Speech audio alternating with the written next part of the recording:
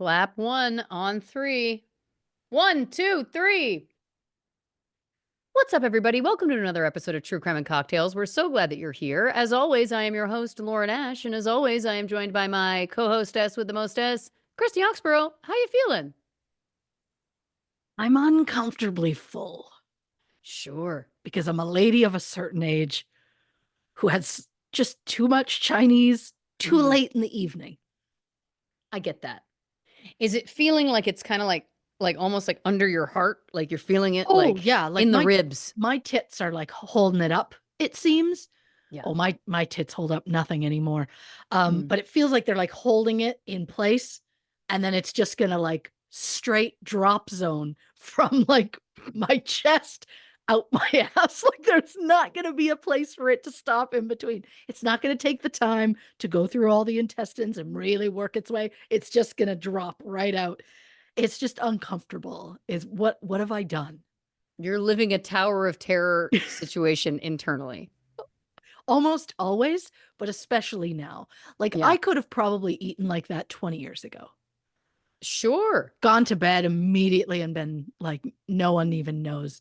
Well, I probably would have gone out drinking and then I would have gone to bed and it would have been great. I would have had some of those leftovers after drinking, then gone to bed, right as rain the next day. But now I'm like, bleh. Like I feel like too full because we ate very late for what we would normally eat. And then I got so full halfway through, but then I was like, well, don't waste it. Yeah. So instead of like, put it in the fridge for later, do whatever, I was like, no, you took it, you eat it. Whose that? It's your house. Like, oh, I was, and then I was like, good thing I get to lay down. Oh, no. We're on to a record, so I've got to get in there. Yep. And sit up nice and straight, Yeah. which my body is like, don't do that. Yeah. Because the straighter you're going to get yourself, the more drop zone you're going to make it. I know that's not how it works, but that's just how it feels in this moment. Yeah. The food was delicious, but every time I go out in that hall, I can still smell it. Mm. And my body is like, please don't do that. Please don't do that. Yeah. It's like, have Yeah. you ever seen the TikTok where the girl's like, if you're not showering after you get home from the bar, what are you even doing? And then people just stitch it and they're like doing the most depraved behavior ever. I'm like, I can't remember ever in my life coming home from a bar in my youth and Having a shower? showering. You have a Absolutely. shower the next day. You Yeah. shower off your shame then. Yeah. You sleep in that shame. Yeah. It's just showering after the bar. Come on. Come on. What lunacy is this? Who has the time? Yeah. Yeah. Last night, friend of the podcast, Leslie Seiler and I, we popped to Disneyland just for a few Oh, hours. And mm-hmm.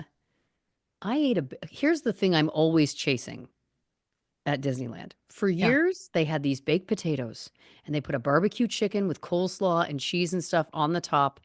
And it was, my mouth is watering. It was my favorite thing to eat at Disneyland. And then they just Sure. discontinued them. Ah, Then they brought back a different baked potato, but they only had it certain days of the week, which is absurd if you ask me. yes. It was like only on Tuesdays and Thursdays or something. And I was like, this is crazy. Well, there's a new baked potato. And this was a large part of the Oh, reason why I wanted to go. Baked potato, yep. hot dog, thinly shaved beef, Uh-huh. cheese, some sort of cherry pepper situation. It's basically a play on like a Philly cheesesteak kind of, I don't know, Sure. but with a hot dog in it. Here's the thing. It doesn't really sound like it makes sense because I'll be honest with you, cohesively, I don't know that it did. But let me tell you a little something. It was one of the most delicious things I've ever eaten in my life. Oh my. Yeah, I it's slop in a bowl for well, sure. well the I That's say this is that better? I say this with love. Mm-hmm. That hot dog could not look more like a cock if it tried. Oh my. Okay, that's a better angle. It's Yeah, just it was really prominent and it was proud it was in that turgid. Yeah, in that other one. yeah. But Um, I've never once considered hot dogs and baked potatoes together. Me neither. That's why I had to try it. And I'm going Of to tell you course. something. It got some like middling reviews from some of the online bloggers. Why do I know? Because I am who I am.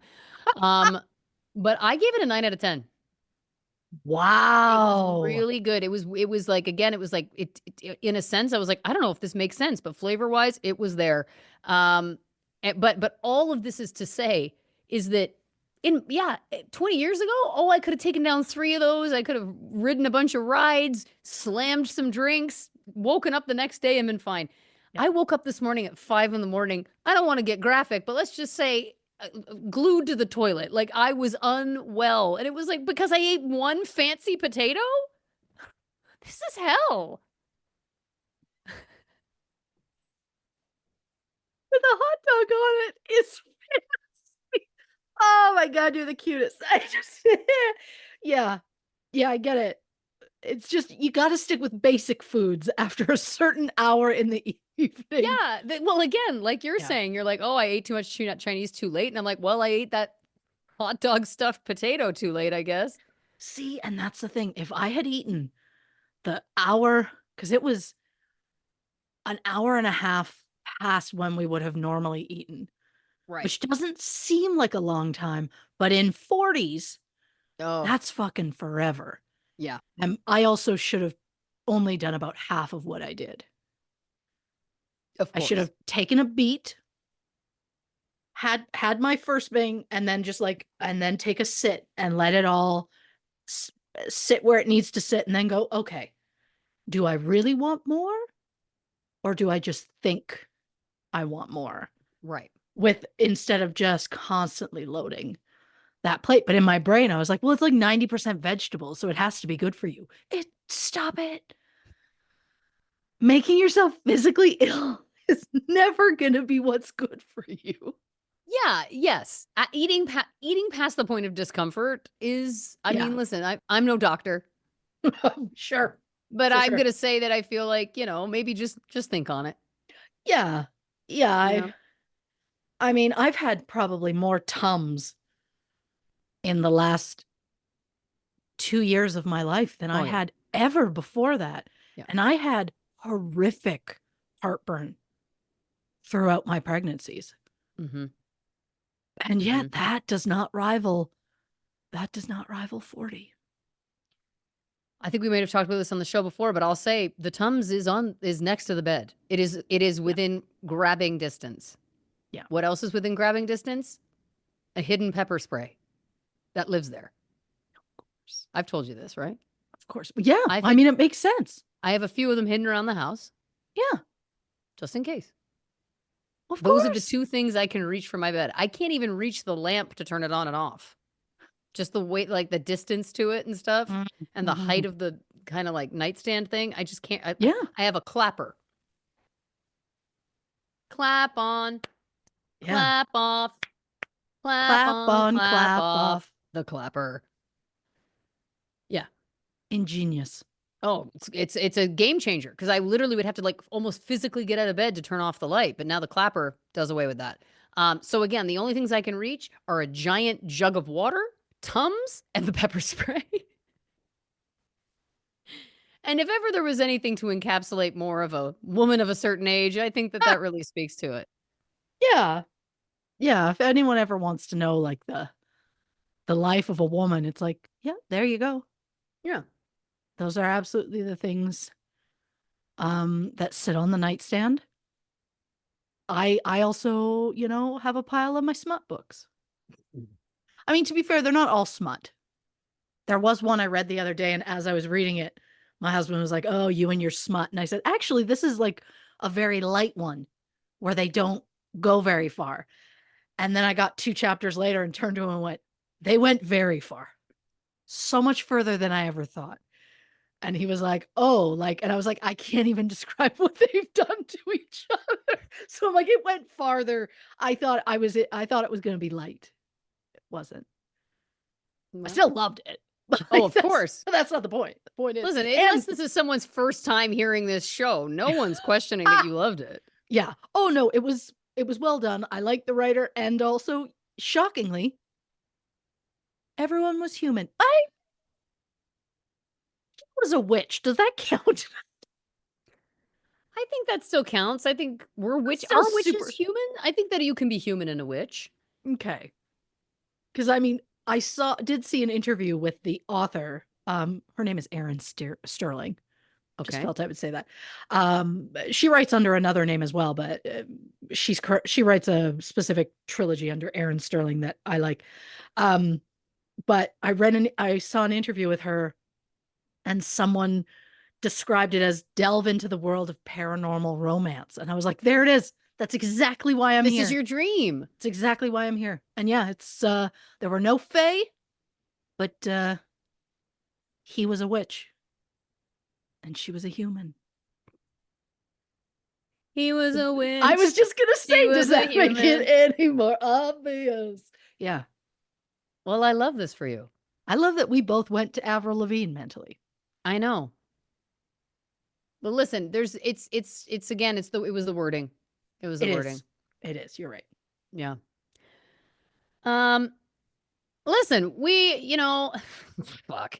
It's Yeah. it's been a big week. It's been Oh, a big week. has it? Yeah. Yeah, No, I was gonna even play like a really? What's going on? No, we all know. we We all all know. know. The last episode of this show aired, of course, on the day of the US election, the 2024 election. Mm-hmm. And Mm-hmm. I'm going to preface this by saying I really went back and forth on this. I was like, are we going to talk about this on the show? Are we not going to talk about this on the show? Like, I think it's interesting because I think typically we don't get super political on this show. I think people probably know how we lean politically, and I don't think that we're like trying to avoid it, but I think that we typically just don't get into politics on the show.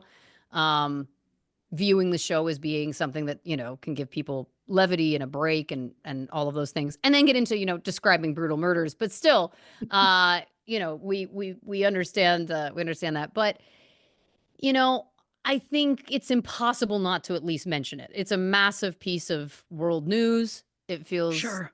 impossible to ignore. Um, I know obviously also there's people who are on both sides of this coin that listen to the show. We understand that, of course. Um, Part of the beauty of living in a free country is as anybody being able to be entitled to their own belief system, and that's a beautiful piece of democracy and all of those Huh. things. I know some would say like, well, you guys can't weigh in because you're not American citizens. I don't really think that's a fair kind of argument because I think that things like the United States election affect everyone globally. I Oh yeah. also, am a, you know, green card holder in this country in good standing. I've given a lot of money to the US government in taxes, which I was happy to do. Um, but I think it's just important. I felt moved to just say, with all of that getting out of the way, Hmm. um, what a wild time to be alive, Yeah. you know? Mm-hmm. And I know that there's, and listen, by the way, here's the other thing. You can fast forward if you don't want to listen to this. Like you can fast forward. I would encourage you to stay because we're not going to sit on this too long. No. The only thing I wanted to offer is I want to take for just a split second. I want to speak because we have the bulk of our audience is women. And I just want to Sure. speak to everyone and say, you know, I'm not even talking about how you voted, if you didn't vote, all of that. I just feel like because we're a true crime podcast and we talk about the topics that we do, I would be remiss if I didn't mention this. Sure. Just to put a little joke in there. Um, I understand there's been a lot of like talk about the economy. I understand that people are like not able to afford to pay their bills and like that is a huge concern, etc. I get it. I get that there's a lot of people that are like that's more important to me than anything else. I understand that mindset. But I just want to implore all of the women again, putting all of the political beliefs aside and say, can we all come together and agree that the anger that this is stirring up in a contingent of men in this country is really not okay and really fucking scary. Yes. The tweets, the posts, the stuff that's happening, men going out with signs saying women are property, tweets about release the Project 2025 Handmaid's Tale rape squads. That's an actual one I'm reading. Talking about beating women because Trump beat 2 different women, and people are like, yeah, I'd be all for that. People talking about, when does the Hitler shit start? I demand Hitler shit. When do we start rounding up all the gays into camps? These are actual things that people are posting. And I guess what I just wanted to say is, I really hope that we can all agree that this is awful. And I know that this is a group of people that doesn't speak for everybody, but I think it's really terrifying, disgusting, sad that we've had in the 48 hours or 72 hours since this election or whatever it's been, just this like uptick in true hate. And when we talk about it, we're a true crime podcast. We're talking often about violence against women. And I just feel like I cannot in good conscience not say that, like, we have to protect each other. And I think that goes beyond party. I think that's bipartisan. I'm worried for all of us, just based on what this is bringing up, because I don't think that a lot of the people on either side, my hope is that no one agrees with what these men are posting and saying and doing publicly. That's my hope, because I think that is really, I don't even have a big enough adjective for it. But anyway, that's what I wanted to say in this moment. We just want people safe. Yes. Because to me, it's bigger than the politics, right? Like, it's big. Like, Sure. You can believe what you want to believe. I can believe what I want to believe. Like, that's again, that's also a privilege. Let's not forget that. That is a privilege that has not always been the case. There's many places in the world that aren't like that. So that's not I don't even want to get into it on that level. What I am really feeling overwhelmed by is what this is bringing out. And where does that go? Yeah. Oh, I don't like the position it's put anyone in. I don't like just so much anger. So much anger. And they won. And like, that's the thing, right? The other like, thing. Like, I wouldn't excuse it if they had lost, but it's the fact that they won and they're like, get ready, we can't wait. And it's like, why are you this angry? I don't know. I fear for all of the women living in America. I fear for everybody that is part of the LGBTQIA plus community, the trans people. I fear for everybody who all of this violence is going to be directed towards. And again, to your point, yeah, we're Canadian, and yeah, you're living in America. So they might give you a pass for, like, you can talk about it. And I'm not living in America, so people could be like, oh, you don't get it. And I'm going to butcher this because I don't fully remember it. But I was talking to my husband about this earlier and just saying how, like, I've always viewed America as Canada's big brother. And we watched from afar, and eventually we just want to do what they do. Yeah. Because we're like, hey, look at that, whatever. And just like, you would be shocked by the amount of Trump support that is on vehicles throughout the prairies. It's intense. In Canada, yeah. In Canada, yeah. But oh God, I should have written this down. So it was just so eloquent the way that it was said.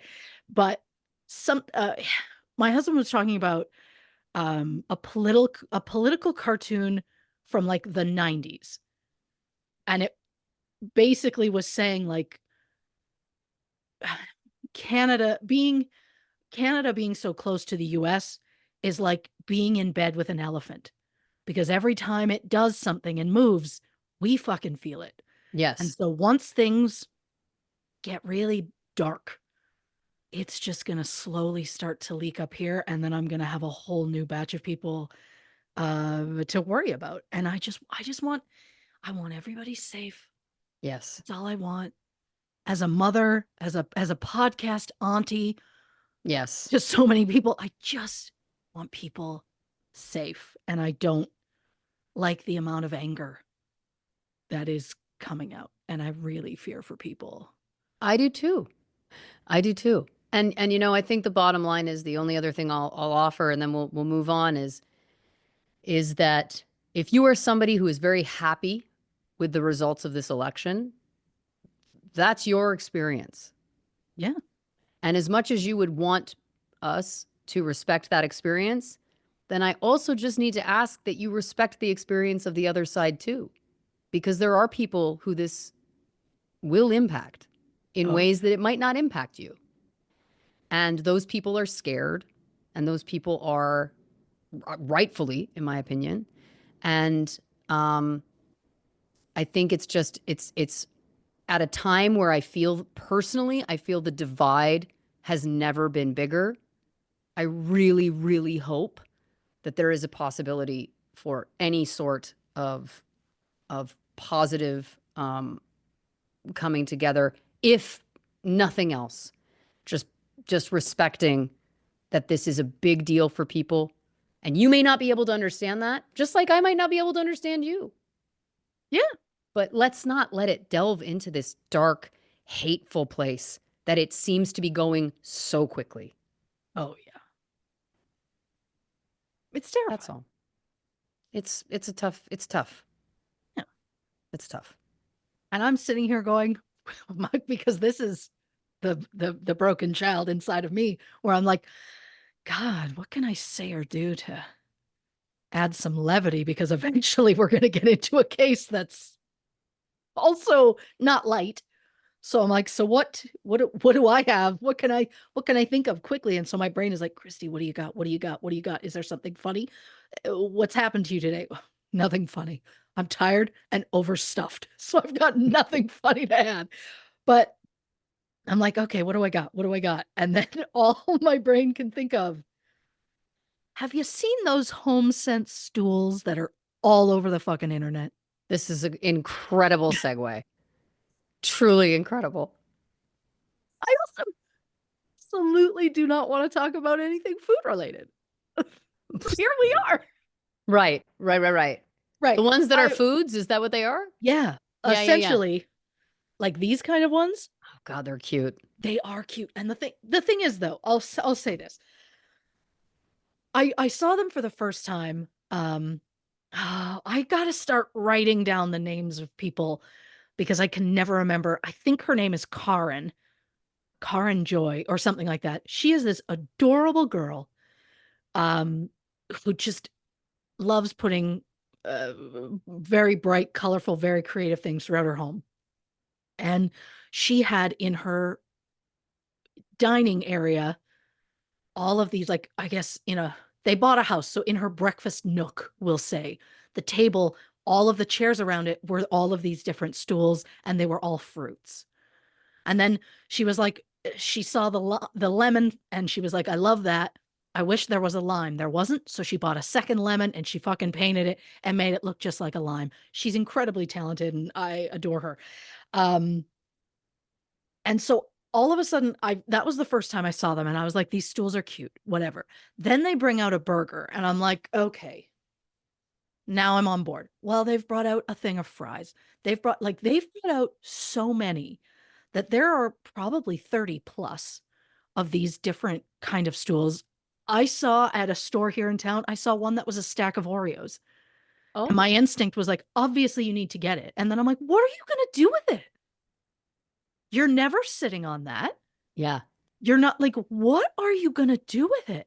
And so I had erased it from my brain. I was like, I'll see all these people online. So many people online are like, here are all my stools. And they keep bringing out like 8 new stools a week or something. Like it's just constant. But now I've found out that they make like gingerbread ones, like a little like Okay. chubby little gingerbread people. And I'm like, well, I guess I'm getting one to put on my front step as like a Christmas decoration. Do you And have a then I'm photo like, of this? I'll look it up. Uh, Yeah, and because here's the thing. Do you need to buy a set of like novelty stools just for the home? Like I hear you. It's like, no, what are you gonna do with these? But the holidays, all bets are off. I mean, first of all, we're going to talk about him. Oh, he's very cute. You could almost use that as a And side then table. look at the size of the gingerbread house. It's huge. Yeah. If you think I don't want him on top of that, Yeah. yeah. Oh, I want all of it. Oh, yeah. Sorry. There's also a little gingerbread girl. Oh, that's cute. I mean, this, I can't, like, it's so many videos of people just like filling carts with Hmm. these. There's corn cob, there's coffee cups, there's the s'mores one. I tip my hat to the s'mores one. Yeah. Um, but then I'm like, but if I get one of these gingerbread ones and tell myself it's a Christmas decoration, number one, where's it going after Christmas? I don't have the storage space for that. Also, it's delicate because they're like massive ceramic things. And so I'm like, will it for sure be okay out in like crazy low temperatures, getting like bumped into with like a shovel when I'm like trying to get the snow off the steps? So I'm like, okay. So I don't have really a great plan for it during the season. I don't have any plan for it after the season. And it's a fucking slippery slope because once I allow little ginger boy on my front step, then I'm going to be like, well, now the step looks empty without one. So now I need one that's spring. Perfect. Yeah. Obviously, the macaron stack. And then it's, I don't know why that was obviously. And It then it's feels like, Easter to me. oh, thank you so much. Yeah. Well, see, then I'm like, what do I put there between Christmas and Easter when the macarons come out? Because I just love the color and I just love the beautiful pastels of them all. And then it's like, am I just doing the burger for Summer summer? barbecue. What That's do a you theme. what do you got for Halloween? And then how soon am I pulling out Ginger Boy again from wherever he's gonna live? But now that you say side table, I'm like, son of a bitch. I gotta figure out how tall these are because I do have a spot in my home where I'm like, that could use a table. Here's the thing I'm going to offer to you. I won't stop One, at one. one, Yeah, I don't trust these out in the elements. I think they're going to I get know. really faded, mucky, cracking Yeah. fast. That's the Yes. first thing. Two, do you really want start to put something like that on your front stoop when you have been the repeated victim of Ding Dong Dash, Nicky Nicky Nine Doors, whatever we're calling it? Mm, Those hmm kids will try and steal Ginger Boy. I don't need to tell you that you will be inconsolable if they steal Ginger Boy. And then what? What if they run out of Ginger Boys? You can't get a replacement Ginger Boy. You will be inconsolable. I Well, think it has to be an indoor thing. and what's worse, what if they take sweet little Gingy, who I'm already so in love with? He has nicknames. Of What if, course. who are we kidding? I'd end up calling him like Carl or Stanley Tucci. But little gingerbread Stanley Tucci is what so cute to me. Um, but what's the worst part is, what if one time they take him off the step and just fucking smash him in the street and I have to look at his fucking dead body out there, his dead body. I'm not well. Then Um, we'd have to tape it out. We'd have to make it a whole crime scene. yeah. Oh, Look, here's what I think. I think yeah. if you want, I think they're short enough that like if you're sitting on the couch, it could be at the right level to like put a drink on with a coaster, obviously. Obviously, I'm Um, not a monster. you put some things Yeah. on whatever, and then you could still switch it out year round. And then when you're saying like, what do I do with these in the meantime? Just look over your right shoulder there onto the floor, and I feel like that's where you just line them up. You know, the off season Mm-hmm. Ginger Boy and his off season comrades. You know what I mean? Yeah, I do fear bringing them in here. I mean, first of all, again, I won't stop at one. We all know it. There's also gummy bear ones. There's one that looks like a bucket of popcorn. There's a taco. There's also some that you look at and you're like, don't care for it. Mm. I don't feel like it suits it. I just don't love it. But then there are some where it's like, well, that's out of the park, and I'm obsessed with it. Um, we all know I won't stop at one. Yep. They're very large. Yep. I think they're like maybe $60 a piece. So we're not talking cheap. Right. And Meanwhile, I was like, $60 for Ginger Boy. That's a steal. and then it's like if I do start piling things back here, I mean, this is already intense. It's an intense space. Um, my husband works over in the corner. Like that's where he Right. works his 9 to 5 job. Right. And it's part of the reason you and I record as late as we do, because he's using it during regular normal business hours. But he's already made comments about like feeling like my side has really overwhelmed the space. And Sure. I understand that. It's not going to stop. And then to that I also say buckle up, because within a few weeks there's going to be a tree back there. So Yeah. I don't know that I can add How tall is the tree? the tree. Yeah. Oh, I have to believe at least a 5, 6 footer. Oh, are you Hmm. saying does it need a thing underneath it? You're I welcome. won't stop at one. No, you won't. But again, Yeah. I'm just saying,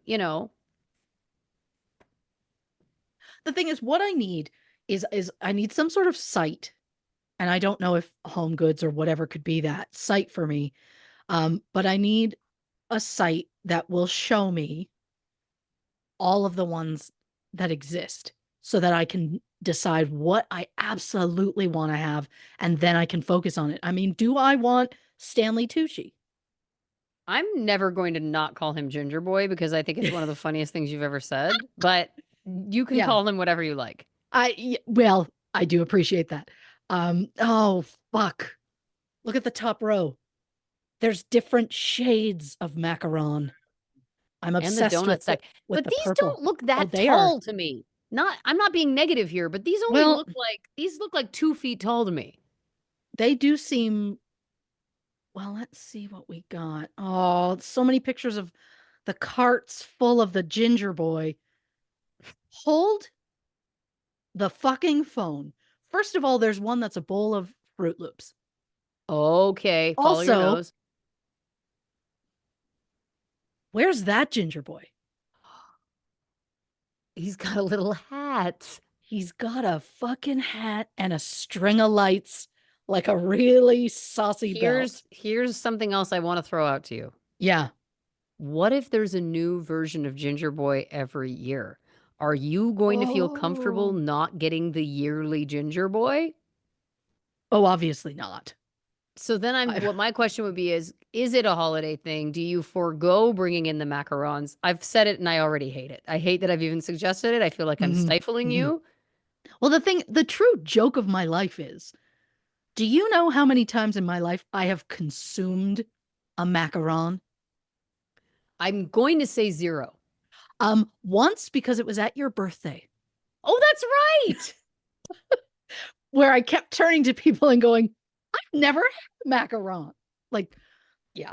I forgot There's about that. also like peppermints, Oh, that's cute. but what I should be doing, um, oh God, what I should be doing is asking the height. You're right. Ask the I want internet to the know how height. tall these are because also if it's like 18 inches tall, 24 inches tall, I think that's a lot more easy to like store, push aside, you know, That is a put a good tree point. on top of. Oh, If those are over 3 feet tall, then we're talking something else. But I don't think they would be. I don't think they are. Well, maybe if you want the answer, get off of images, Christy. Here we go. Home Goods. Gingerbread stool is the cutest small space decor. I'm listening. Yeah. How small is the Just space? give me. The thing is, I've also never seen one in the wild myself. Oh, okay, just give me a number. Oh, are we literally talking plush gingerbread? Get the fuck out. I think I we've don't know said why the F word more in the first 30 minutes of this episode than we ever have before. This is literally our fucking Pulp Fiction Quentin Tarantino episode of the show. That makes sense Yeah. regarding a gingerbread boy. Hmm. Ginger boy. So Ginger sorry. boy. Um okay, yeah, I don't like. And also, have you noticed that if you go on to like Google and you're like, "Hey Google, I never, I don't start my searches with, hey, Google. I swear to it. But if you're like Google, uh, um, and you're looking for a certain video, when you go to video, it's all TikToks now. Yeah. When did that fucking happen? I don't know. I I don't just, know. again, I just need to know the size. And I know people, you're like, what stools are you talking about? I'm not going to post photos of the stools. You're I'll not? forget. Okay. Should I? I just assume I'll Ginger forget. Boy has to be. I'm so sorry. Take a screen grab now. Ginger Boy has to go in You're the case right. file. You're Whether I'm right. so Okay. sorry. It's rare I put my foot down about anything. But You're this right. Stanley Tucci, the Ginger Boy, has to go into the case file. I Yep. beg. Oh, stop liking it. I found it on eBay, so I hoped that fuck. How do they not have the measurements? This is Can insane. we just talk about the gingerbread hat with the hat? The hat is really cute. I think he's immediately my favorite. Okay. Yeah. So if I click on him, any eBayer worth their salt is going to Mhm. give me proper info. Designs available. I don't care. I don't care where you think I can put them. I'm happy it's high quality. Not a single number to be found. Okay. I'm on the case here too. I mean, this one's quite expensive. Well, This Ginger Boy. I I don't know if there's like specialty ones are going to be certain pricing. I've only ever seen them in one store here in town, and it wasn't the Ginger Boy. They only had, I think, the bagels and there's also a bear, like Good a honey news. bear. Yes. I found a picture of the Ginger Boy next to a tape measure. Thank God. What do we got? 19 inches tall, just That's under 12 wide. so it's not even 2 feet. No, it's like a foot and a half. They're little. They're littler than you think. I don't know how anyone would be using them as actual chairs. It would feel like you were in school. Like you know when you sit into like a primary school. We don't even use that term. I Like a like it a kindergarten lot. class, those little chairs, and it's like your Yes. knees are up around your tits. Yeah, it would be like that. Okay, well, I'm going to tell you right now, my dream Hmm. is to find that I mean, I can't believe I'm even saying this. This is so rude. Of all the things I've said, this is what I find to be so rude. I can't wait. The original Ginger Boy is my option 2. I want to find that one with the hat. The one with the hat is my number 1, and that's going to Wow. be my goal. But if I find Ginger Boy, original Ginger Boy, I then I'll be like, he's my consolation prize, which feels rude. But Yippee Ki Ginger Boy, which is somehow the one with the hat, that's the dream. Again, where's he going? I would have assumed that you would have named the one with the hat Timothy Oliphant. Fuck, you're right. He's Raylan Gibbons. How okay, how do I take Raylan Gibbons and turn it gingerbread? Givens bread? Okay. Yep. We're going somewhere. We're Okay, she doesn't love it. All right. Ginger Raylan? Ginger Givens. like he may just end up being like Raylan Gingers or something, but no, see, I don't love it. That sounds like you just said railing gingers, which People should be so lucky. We get a bad rap. The amount of times in the 40 plus years that I've been on the planet that I've heard redheads don't have souls and all of that. Like, get out. Leave us alone. For years, I was teased as a child because I had red hair because we were like considered freaks. And then I turned 19 and realized dudes fucking love bitches with red hair. And I say bitches as like I shouldn't have said that, but like I was considering myself bitches in that You moment. mean it in the like Um, we're taking back the term way. I'm meaning it in like in the dirty way and we all like it way. Yeah. Look, I Well, tried to bring levity and then I rattled on about Ginger Boy for I think that 20 if I know minutes. anything about our listeners, it's Yeah. that people are going to rally behind the ginger boy in a way that we will be delighted by. I think it's Oh, exactly the levity that we needed after we were trying to talk about feelings, about sure. despair, all of these things. So what I say is Christy Oxborrow, 12 out of 10. And look, I said I won't post photos. I'll post the Ginger Boys. The thing is, I'm like, my God, am I really going to do two case files and one's just full of food stools? And the answer is maybe. If ever there was an encapsulation of our current mental state, I feel like that would be it. Yeah. Yeah. Well, listen, let's get into it. We're, of course, well, before we do, what you drinking over there? My Oh, God. I'm just Did doing you just a blend up some more Chinese food? Are you drinking it like a shake? no. I I couldn't. I needed to go light, so I'm just doing a strawberry lemonade. Oh, how beautiful. Of I've got course. my trifecta of doom over here. I got water, I got a Diet Coke, and I got a glass of Sauvignon Blanc, Matua, my fave. And I will warn everyone, this is glass 3. So, it's been nice talking to all of you. If I don't see you on the other side, just know I Mhm. appreciate everyone who's here, and we thank you for your support now and always. All right. We're talking, of course, the Mary Kay Ross case. This was on over on Patreon, patreon.com/true crime and cocktails. We offer a monthly poll where you, if you are a subscribed member, can vote for one of the cases we cover over here on the main feed of the show each month. And there's a series of kind of categories you can choose from. This was a case from the 90s, which won that poll.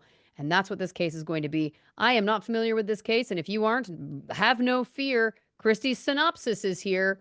Let's get into it right now. In July 1995, college student and single mother Mary Kay Ross was found brutally murdered in her apartment in Sioux Falls, South Dakota. Weeks later, 5 men between the ages of 18 and 22 were arrested for their involvement in the crime. So, who were the suspects? What part did each one of them play in the vicious attack?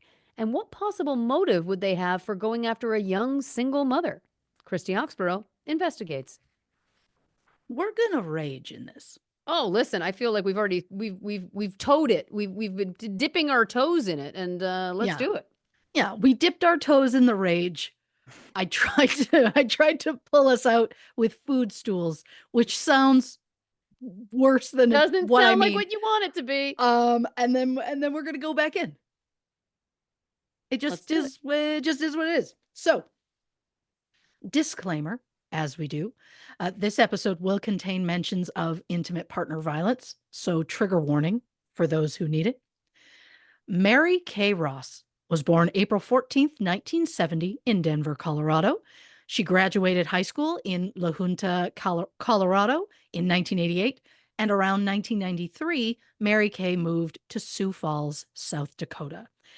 Unfortunately, not a lot is known about Mary Kay's life, but in June 1994, she had a daughter named Christian.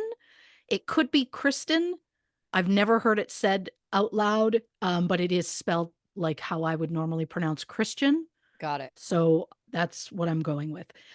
In most of the reports that I've read through, none mention the child's father, which is not the focus of our story because it's just not our business. Um, but there was one source that I found that claimed the father of the child was a man named Aaron Onright. I don't know if that's accurate, or if it is, how long they were potentially together. I bring it up for a very specific reason, but we're going to put a pin in that Mm-hmm. for a moment. So, as far as I can tell, Mary Kay was raising her daughter on her own. The two of them moved into their own place at the Westport apartment complex on West 43rd Street at some point in 1994. During this time, Mary Kay attended the National College in Sioux Falls, where she was studying to become a paralegal. The college is now called the National American University, and apparently now it's only online classes. I don't know why that matters. I was just trying to be up to date. I like it. Um, at 4 a.m. on Sunday, July 9th, 1995, Mary Kay called 911. This is a quote from the call. "I've been stabbed to death. My baby, help me. I've been killed. I have a little baby. Please help me." Oh my God. During the call, which I'll say it is incredibly heartbreaking to hear it, Mary Kay says that she was attacked in her home by strangers. She then said, "I'm going to fall," before making a lot of sounds that you couldn't quite make out. The very last thing she said on the call was, "I have a baby." Oof. When first responders arrived, Mary Kay was in her living room.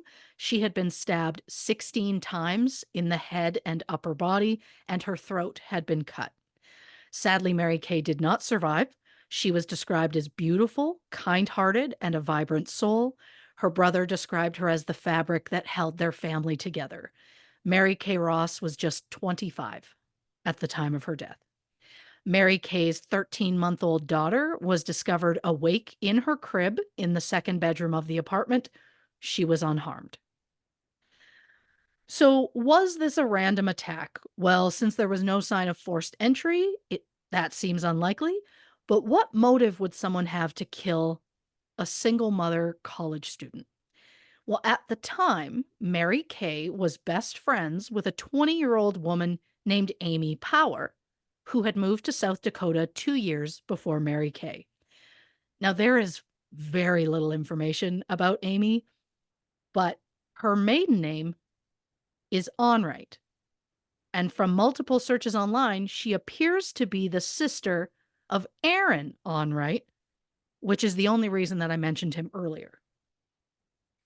Because if Amy and Aaron are siblings, and if Aaron is in fact the father of Mary Kay's daughter, that would mean that Amy and her husband are the child's aunt and uncle. It is, of course, possible that Aaron isn't the father, and the source I found was incorrect, so I won't belabor it. But if he is, Amy and her husband being the child's aunt and uncle adds an entire layer to this story that no one is mentioning anywhere else. So I don't know, but you'll get it as we go. Yeah. So at the time of Mary Kay's death, Amy, who was 20, was married to 21-year-old Robert Power. They were allegedly having marital problems. There was a lot of tension there. By problems, I mean things were very strained, and Robert was said to be abusive. So Mary Kay offered to let Amy and her child stay at Mary Kay's apartment. This allegedly pissed off Robert Power, who I'm just going to refer to him as Power from now on because another Robert is about to pop in this story and Gotcha. things are going to get confused. So I'm just going to refer to all the suspects by their last names just to make everything easier for all of us. Yes. So Power claims that Mary Kay was interfering with his marriage. And by interfering, he means giving a safe space for his wife and child to be. He also accused Mary Kay of once smoking pot in front of his child. I don't know how accurate that is, but Power was very convinced of it and very angry about it. So his solution was to have Mary Kay killed. But Power didn't want to do it himself. So he asked his friend, 21-year-old Michael Smith, to do it for him. But Smith didn't want to do it either. So you think that would be the end of it? But somehow it wasn't. Smith suggested his roommates would do it. So Smith introduced Power to 22-year-old Robert Poppin and 19-year-old Eric Kuhn. Power offered to give Poppin and Kuhn each either $10,000 or 2 pounds of methamphetamine if they killed Mary Kay Ross. So he's just dripping in in meth, but he's upset that she allegedly smoked weed in front of the child. According to him, yes. Wonderful. Yeah. Okay. And somehow Poppin and Kuhn absolutely agreed to this. Wow. Okay. $10,000 in 1995 would be equivalent to about $20,700 in 2024. I'll be honest, I have no idea what the inflation would be on 2 pounds of meth. Um, I just spent 20 minutes talking about fucking food stools and gingerbread men, so that's not a lady that knows meth. So I just don't know. I also don't know what level of drugs Power actually had access to. I just doubt he was able to even get his hands on 20,000 cash because in June 1995, about 2 weeks before Mary Kay's murder, Power and his wife bought a lawn care business from a couple named Chad and Lisa Howe. So if he just bought a business, where was he getting 20 grand to pay Kuhn and Poppin? Not to mention, Power allegedly offered to pay Smith between $1,500 and $2,000 just for getting Kuhn and Poppin involved. So where is Power getting $22,000? Or the meth, if the meth is what they chose. I don't know what his financial situation was at the time, but as someone who just bought a business, I can't imagine he had a lot of cash laying around. I could be wrong. But on June 25th, 1995, Power and his accomplices discussed their plan. Power was adamant that it had to be done on the weekend of July 8th because Amy would be out of state at the time. On July 8th, Power gave Smith a key to Mary Kay's apartment, a diagram of the apartment's layout, a diagram of the apartment's parking lot, and $50 for supplies. Power also let them use his car for the supply run and to get to and from Mary Kay's apartment. So there's a lot to unpack there. I'm just going to take this one thing at a time, starting with that key. So, how did Power get a key to the apartment? There are a couple of possible ways. One, in February 1995, 5 months before the murder, Mary Kay gave Power a key to her apartment and asked him to have a copy made so she could give it to the babysitter she had hired. So it's possible that Power made a second copy for himself while he was at it, but at that time, he wouldn't have really had the motive to do so. So I don't know that he would have done it. 3 months later, Amy left Power and went to stay with Mary Kay. At some point in early July, Amy lost her key ring, which included a key to Mary Kay's apartment. Amy claims she last saw the key ring in the apartment parking lot. So, does she just think she lost them and Power actually took the keys? Um, I mean, there is, of course, the possibility that Amy gave Power the keys and only claimed she lost them. I'm not accusing her of anything. I'm just speculating on all the possible scenarios.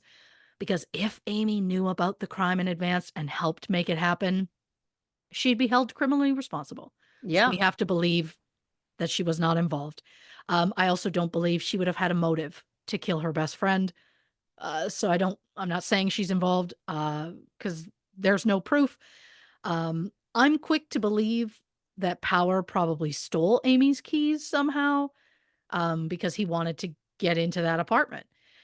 I also assume that Power was the one who drew the diagrams personally. I'm sure he's been in that apartment on more than one occasion. He seemed to have had a decent relationship with Mary Kay at one point.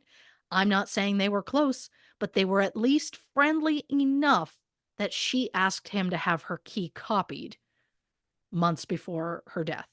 Right. As for the supplies, Kuhn and Poppin went to the Hy-Vee grocery store. They bought 2 pairs of camouflage gloves, 2 knives, some soda, cigarettes, and a frying pan. Why the frying pan? Well, that was a gift for Poppin's girlfriend. Why? Well, to quote Poppin, it would look kind of fishy if we just went in and bought knives and gloves. And I'll say it, he's right. So, I One mean, would almost suggest, I don't know, this sounds absolutely mental, but maybe go to more than one store. spread it around. Spread it around. Get gloves somewhere from that you don't get the Yeah, knives from. that's one thing I've always found fascinating when it's like this person went to this store, they got all these cleaning supplies, bleach, a tarp. I mean, it's so wild. It's like, why would you get them all at the same place? Especially when you have time. Right? Listen, we're not telling people how to do these crimes better by We're any not. stretch, but it does always feel insane to me too. Because again, what kind Yeah. of gloves were they buying? Like latex gloves? Well, it says camouflage gloves. So So I a assume maybe reusable like glove. something, well, I just assume something that would maybe be something like you'd wear hunting. Then I don't here's know then what an you wear even bigger hunting. opportunity. Go to a thrift store. Go Oh, to sure. anywhere else. Get some, you know what I mean? Like Again, we're not again, trying to we're give you not trying to, tips. but it's these are the things that always like are so fascinating because they're like commonalities, right? Where it's like you would Sure. think that by a certain point people would be like this would be a easy way to get caught, but it feels Yeah. like more often than not no one's thinking about it. It's fascinating to me that he thought enough that was like, it would look weird, but not unlike me with shoveling that Chinese food into my face long past when I wanted to. He was like, I'm a one stop shop. Just add extra shit. Yeah, And I, I don't, the way I'm feeling now, I don't believe the one stop was the move. Again, we're not giving tips. agreed. So, shortly before 4 a.m. on July 9th, Kuhn and Poppin entered Mary Kay's third floor apartment using a key. The lights were all off, so they had to hold a lighter to be able to see. Which then I'm like, you didn't want to add a flashlight? Anyhow, we're not teaching you. But they made their way to Mary Kay's bedroom and then admitted they just like stood there and watched her sleep for a bit through the light of their lighter, which feels horrifying. Then they jumped on the bed and just started stabbing her. In fact, they stabbed her with so much force that the knives they bought quickly bent and broke. So Kuhn and Poppin went to the kitchen looking for other weapons. Oh my god. Mary Kay followed the men into the living room and yelled at them to get out, but they grabbed steak knives from a kitchen drawer and just kept stabbing Mary Kay. They stabbed her 6 times in the head and upper torso. They cut her throat before they left, assuming she was dead. Mary Kay managed to get up from the couch and call 911 as it was very clear that her main concern that her young daughter was about to be alone in her apartment. From the sound of the 911 call, it seems like Mary Kay passed away mid-call Ugh. or just passed out. Hours later, Kuhn and Poppin gave Power the key back for the apartment. He threw it on the lawn of the XL Inn on Russell Street, which was a motel located about 5 miles from the crime scene. It's now the Sioux Falls Inn, not that that matters. On July 11th, 18-year-old Walter Kraft Jr. helped Smith throw Kuhn's bloody clothing in a dumpster behind Kraft's apartment building. Now, why did you only throw Kuhn's bloody clothing away? Does that mean he did most of the stabbing?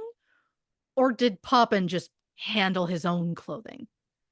And why would you be stupid enough to just put it in a dumpster behind the building one of you live in? Why are you involving anybody Why are else? you bringing it? Why'd somebody else have to get in? That's another great question. With Mary Kay dead, Kuhn and Poppin started asking Power to live up to his end of the bargain. In fact, they admit they asked him for their payment every single day from July 9th to July 31st. But guess what? Power never delivered. Shocking. I know. Did we think he was going to ever pay them? Absolutely not. But despite waiting weeks, those duds truly believed that Power was going to pay up. Poppin said, quote, he seemed like a nice enough person. A nice enough person. He hired you to kill an innocent woman. How nice could he be? It's wild to me that they believed he was a good guy or that he was trustworthy in any way. To me, once you try to contract me to murder somebody, I'm just not gonna trust you anymore. You know? Maybe I'm being too hard on him. Spoiler alert, I'm not. Investigators used Mary Kay's address book to put together a list of people they wanted to interview. The list included Smith, Amy, and Amy's husband. But when police tried to speak with Smith, they couldn't find him. Instead, they spoke with Smith's girlfriend, 16-year-old Hillary Tate, and asked her to tell Smith they want to speak with him. And yeah, Hillary was 16 and Smith was 21. It's not the worst we've heard, but also really not great. No. According to Tate, Smith told her, quote, I deserve some money for this. If it weren't for me, this thing would have never come together. I don't know. Most people wouldn't be proud to be responsible for the death of another person, but I guess most people aren't scumbags. 11 days after police first spoke to Hillary, Smith was arrested on an outstanding warrant and sent to the Minnehaha County Jail. Outstanding warrant for something completely unrelated. On August 1st, all 5 suspects were brought in for questioning, and since there are 5 of them, for the sake of clarity, I'll remind you who each of them is. My hope was to do a deep dive on all of them. Sadly, there is not a ton of information out there. I've given you the best I could get. So we've got 18-year-old Walter Kraft Jr. He's originally from Sioux Falls. He dropped out of high school in 1993 when he was a junior. And at some point between then and the murder, he was convicted on some sort of weapons charge. In this case, Kraft was the one who helped dispose of Kuhn's bloody clothing after the murder. From the best I can tell, he was not involved in anything up until that point. The man who masterminded the entire crime was 21-year-old Robert Power. He was originally from Ohio, or the Ohio area. He'd been in Sioux Falls for about 2 or 3 years at the time of the crime. He had a prior felony conviction and an outstanding warrant at the time of the murder. When the victim's mother spoke to her daughter just 3 days before the murder, Mary Kay refused to talk about Amy's marital problems. When asked about Power specifically, Mary Kay said, quote, I do not want to talk about him. He's a psycho. The man who introduced Power to the killers was 21-year-old Michael Smith. He dropped out of high school in the 11th grade and had a history of methamphetamine abuse.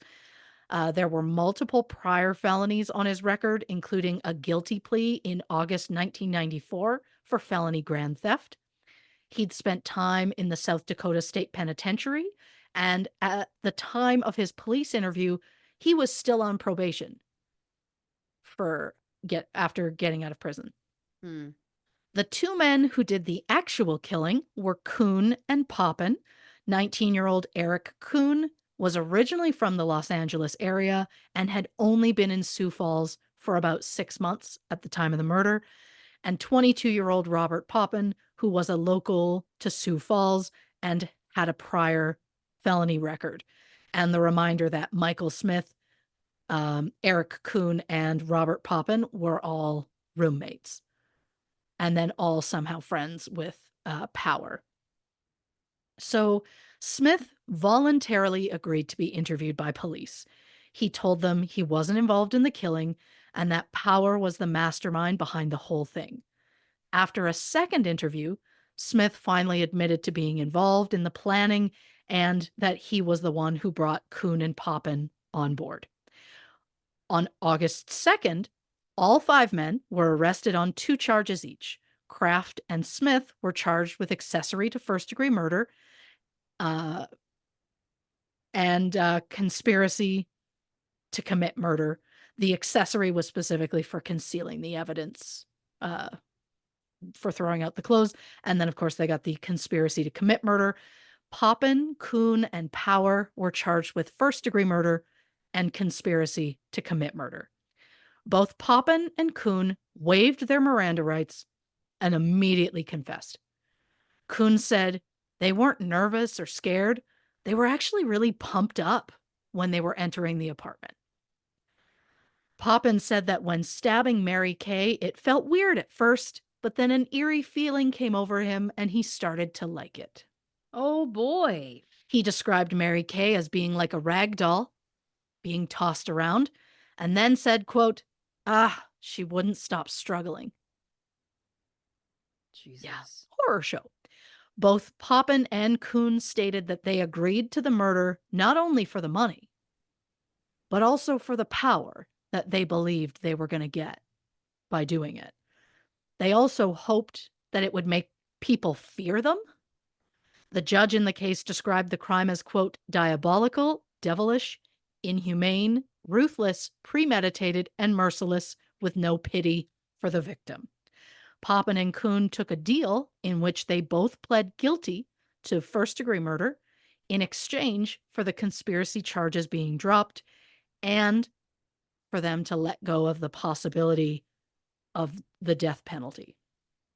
Poppin, Kuhn, and Power were all given mandatory life sentences without the possibility of parole. Kraft was convicted of accessory to murder for helping to dispose of the clothes. He pleaded guilty to an unrelated escape charge. He was sentenced to less than 3 years and has long since been released. Smith originally refused to plead guilty. His lawyer tried to suppress the videotaped confession because they claim that Smith was either under the influence of substances or suffering from the effects of withdrawal at the time of his confession. But a judge reviewed the tape and stated there were no signs that Smith was under the influence at all, so the confession was allowed at the trial. As part of their deals, Poppin, Kuhn, Power, and Kraft all testified against Smith. Smith was convicted on both charges of accessory and conspiracy. He was sentenced to 10 years for the accessory and life without the possibility of parole for the conspiracy charge. The sentences are to run concurrently. In December 1997, Smith filed for an appeal. He claimed he was coerced by police into confessing. He also claimed the same thing as earlier when he tried to get that confession inadmissible at the trial. He claimed he wasn't sober at the time of the confession. And since he wasn't sober, well, then his confession shouldn't have been allowed. According to the police, there was nothing illegal about how Smith's confession was obtained. They said he wasn't under arrest at the time of the interview. He was free to go anytime. He was allowed to smoke and drink throughout the interview. The interview lasted from 1:15 until 2:40. So we're talking just under an hour and a half, which isn't short. But good God, I talk for that length straight on this show, so it's not outrageous by any means. Smith then claimed he was in a, quote, precarious emotional state at the time of his confession because the police allegedly told him he wouldn't be able to see his girlfriend until he told the truth. And I'm just speculating on this one, but his concern about not being able to see his girlfriend until after his interview was over feels like someone was worried about what that girlfriend might say in her own interview. And maybe he was trying to find out what she said before he bothered to confess. Again, I'm just speculating, but again, she was the one that said he told her outright he deserved money for the crime. The police stated that the first interview, which occurred on August 1st, was only 27 minutes long. Once police realized that he was more involved in the crime, then they realized he was interviewed the second time, and after that second interview, then he was arrested. Smith was read his Miranda rights, and he waived the right to an attorney. Oh boy. After a judge reviewed how the police handled Smith's confession, Smith's appeal was denied. Yeah. In 2001, Mary Kay's mother, Sherry Smith, filed a lawsuit on behalf of the estate against the company who owned the Westport apartment complex where Mary Kay had lived. Sherry claimed that when Amy's keys went missing in July 1995, Mary Kay had informed the building's maintenance person as well as the building's manager, and she had requested to have her lock changed. In her tenant agreement, it was stated tenants were not allowed to change the locks themselves, and that when management handled it, there was a fee. So Sherry stated that 3 days before the murder, she spoke with her daughter on the phone, and Mary Kay said she needed money to pay for that new lock. The suit was just basically saying since the killers entered the apartment using a key, the building was partially responsible for her death because they didn't immediately change the lock when she told them. Yeah. During a hearing for the suit, Watson Lewing, who was the building's maintenance person at the time, claimed he couldn't remember whether Mary Kay asked for a new lock or not. The building manager, Jody Bentz, claims not only that Watson told her Mary Kay declined a new lock, but Jody then personally spoke to Mary Kay, who said she wasn't concerned because she believes the keys would turn up any day. The case was argued in front of the South Dakota Supreme Court, who dismissed the suit after agreeing they could not find fault with the building management's actions. And I'm just saying, if she was talking to her mother and saying, I need money for that lock, then that means you've discussed getting a new lock. So I mean, 100%. I just Why would she bring that up? Why would she bring it up? Why wouldn't she have been like, the keys will come around? I bet you she requested it, and the response she got was, oh, the keys will likely turn up. I could see that being true. 100%. But I don't think that came from her. I think some people just wanted to take the heat off. You know what I'm saying? Mm-hmm. Since being sent to prison, Kuhn and Poppin have both tried to appeal their convictions. Their requests were denied. Then in 2002, they both requested a new trial, claiming that their confessions shouldn't have been allowed because they were either both under the influence of drugs or suffering from withdrawal at the time that they were questioned, which is so familiar. I guess even though that same move didn't work for Smith when he tried it years prior, they thought it was a good tactic as well. Well, they were wrong because their request was denied. In South Dakota, a life sentence means no chance of parole. However, lifers can reapply for new clemency hearings once every year. And whenever one of these four bastards applies for clemency, Mary Kay's family gets involved by writing. They organize a letter writing campaign to the Board of Pardons and Paroles to protest the idea of the perp's sentences being lessened. The family released a statement that read, and I'm paraphrasing here, quote, "If we could bring back our amazing and much-loved Mary Kay, our world would be filled with the joy and laughter she brought to all our lives. We miss her more than anyone can imagine. She has been absent a lifetime with her precious daughter and never had a chance to know her grandchildren. The inmates responsible for her brutal murder were given tremendous mercy when they were sentenced to life in prison without any chance of parole instead of the death penalty." Poppin, Power, and Smith have all been denied commutation hearings after going before a two-person panel. In fact, Poppin specifically has been denied 5 times so far. But for some reason, in 2022, Kuhn was given a commutation hearing in front of the full parole board. And that's typically the step that happens after you go through the process of the two-person panel. So it was never said why he was even given the chance to get to the full board when the other three guys have never been given that chance. But at the hearing in August 2022, Kuhn said that he's not the same person he was when he was first arrested at the age of 19. He said, quote, "I took a mom away from her child. I took a child away from her mom and her family, and there's nothing I can do to bring her back. I truly apologize to the family." Several people spoke on Kuhn's behalf, including Terry Van Zanten, who runs the metal shop in the prison. Terry said, quote, "The Eric that started for us is not the Eric we know today. When he tells me he's changed, I can see it's from his heart." A former inmate, Zachary Shaker, said Kuhn was like a father figure to him. Zachary had recently been paroled and said it was thanks to the guidance and love that Kuhn had shown him. To further show that Kuhn was a changed man, Kuhn listed all the things he's accomplished since entering prison, like he's been baptized, he got his GED, he participated in therapy and anti violence workshops.